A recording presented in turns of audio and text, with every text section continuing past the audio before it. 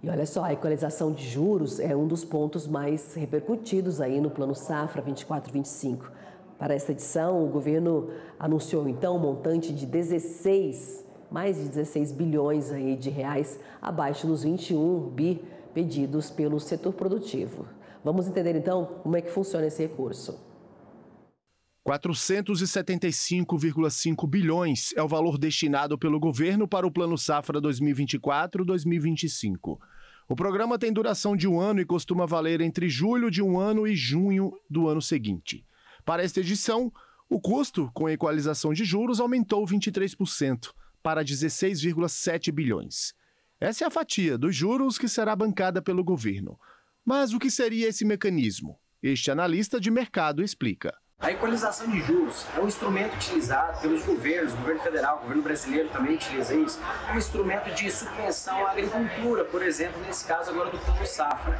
Nós temos os recursos controlados e os não controlados. O que significa isso? Significa que recursos controlados são aqueles que está dando um manual de crédito rural e que podem ser subvencionados. Nós sabemos que existem diversas linhas, e linhas com taxas menores e outras maiores. Quando o governo ele quer apoiar um tipo de atividade, como é no caso da agricultura familiar muito forte esse ano, ou então para questões mais sustentáveis, ele subsidia a taxa de juros, ou seja, na hora da contratação de investimento ou de custeio, o produtor rural pode pegar uma taxa de juros menor. Então essa é a equalização, é equalizado para baixo para subvencionar a taxa e apoiar o setor. Para a agricultura empresarial, o Tesouro Nacional destinará 6,3 bilhões em equalização de juros, comparado aos 5,1 bilhões da safra anterior.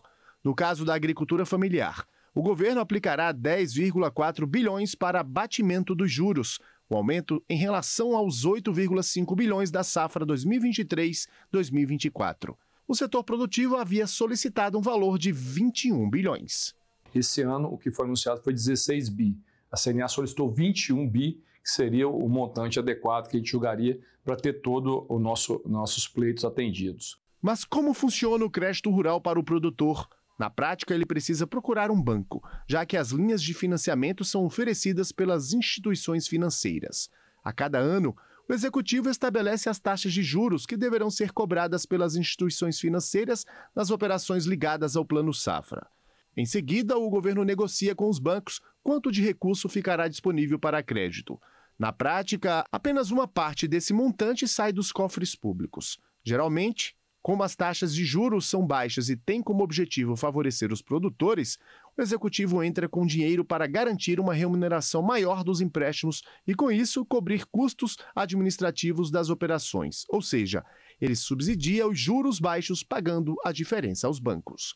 Como o mercado financeiro cobra taxas de juros aí em torno de 17% a 20% ou mais ao ano, então, a partir do momento que o governo federal reduziu a taxa de juros para efeito de equalização, ela está acompanhando a redução da taxa Selic. E, com isso, evita com que o produtor tenha esse custo adicional.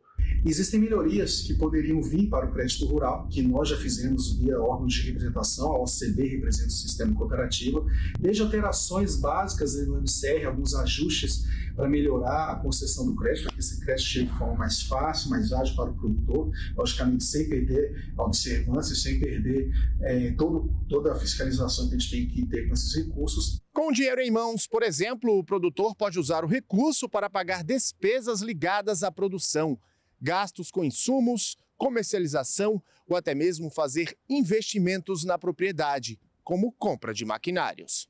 A equalização de juros em financiamentos rurais é importante porque os bancos, quando emprestam recursos ao produtor para incentivar a produção, só conseguem oferecer as taxas mais baixas quando o governo cobre a diferença, em apoio à produção agropecuária para garantir a segurança alimentar no país e no mundo.